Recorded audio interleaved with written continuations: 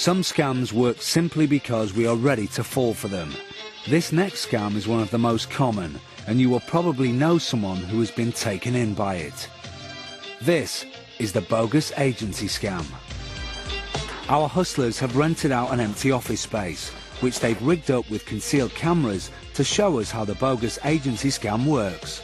They've called their fake agency TRH Casting and are holding auditions to look for some of Britain's undiscovered musical talent.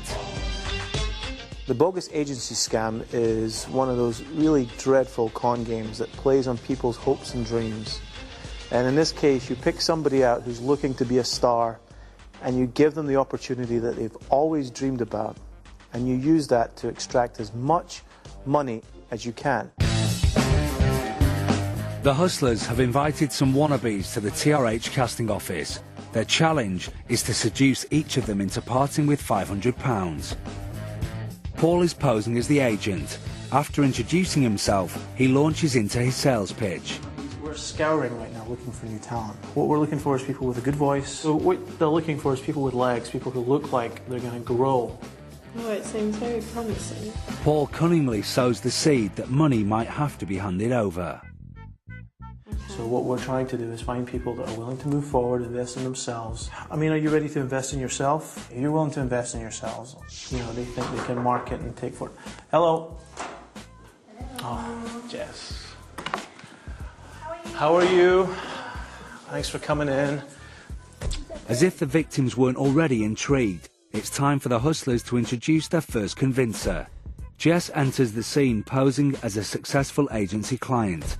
Her job will be to persuade the mark what a great service the agency provides and what an amazing demo tape could be theirs if they sign up. It's brilliant. The producer's fantastic. He gets to put like 3 songs on, like you're there for the whole day, and it's fantastic. They organised everything for me, and the producer was fantastic.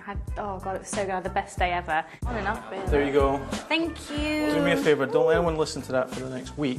Okay. Keep it for yourself. I wasn't gonna. You're going to be very, very happy. I'd love for you to let me have a look at that, but right now we've got Francis Abagnale, who's an A&R guy. Would you mind if I brought him in? Let him hear this as well? No.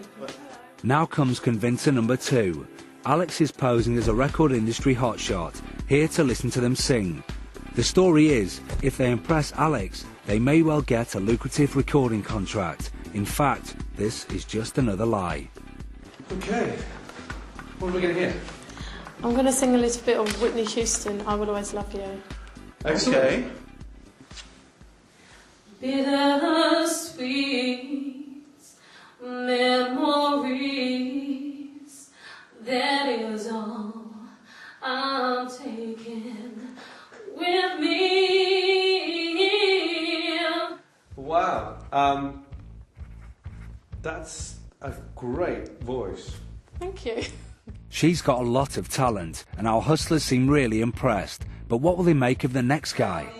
To tuck you in at night, and if you wanna leave, I can guarantee you won't find nobody else like me. Very nice. Very good. They seem to love this performance too. And what about our final duo?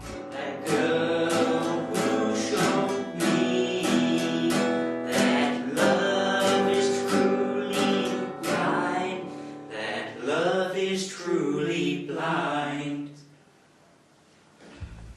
Great, guys. That's great.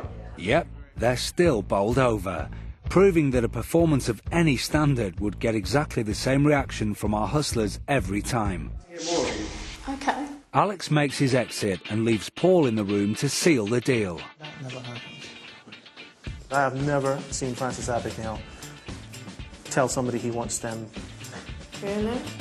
Now the marks have been suitably buttered up, it's time to hit them for the money. First, the duo of brothers. I'm willing to put in £1,000. Are you willing to put in 500? Yeah, 500. They're keen to part with their cash. And when presented with a contract not even worth the paper it's written on, they're quick to sign up and write down their credit card details. Next, our solo male. How will he respond? Considering yesterday I was considering going back to work on Friday to drive my truck. Yeah. And now I'm thinking about getting £500 together so I can get a demo tape to, demo CDs. He seems pretty unsure. Looks like Paul has his work cut out.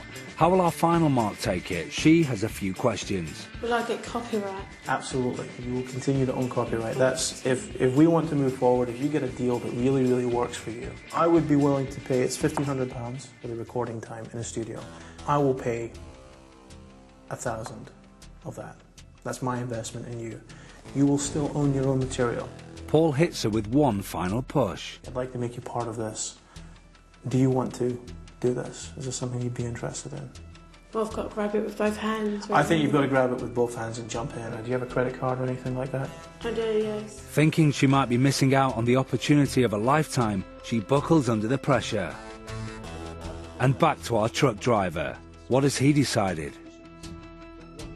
He's fallen for Paul's clever seduction techniques too, and finally puts pen to paper.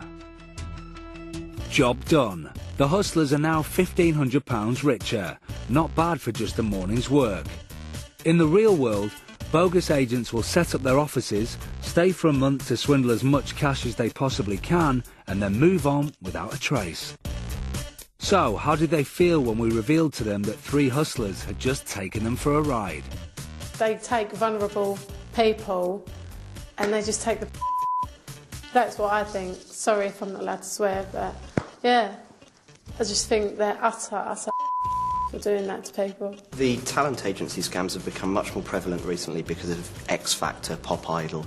Everybody wants to be a star, and those programs have made it quite visible that you can become a star. So the talent agency scammers are tapping into that current fascination with becoming a star quite quickly. So they charge you an upfront fee, and you'll hear nothing.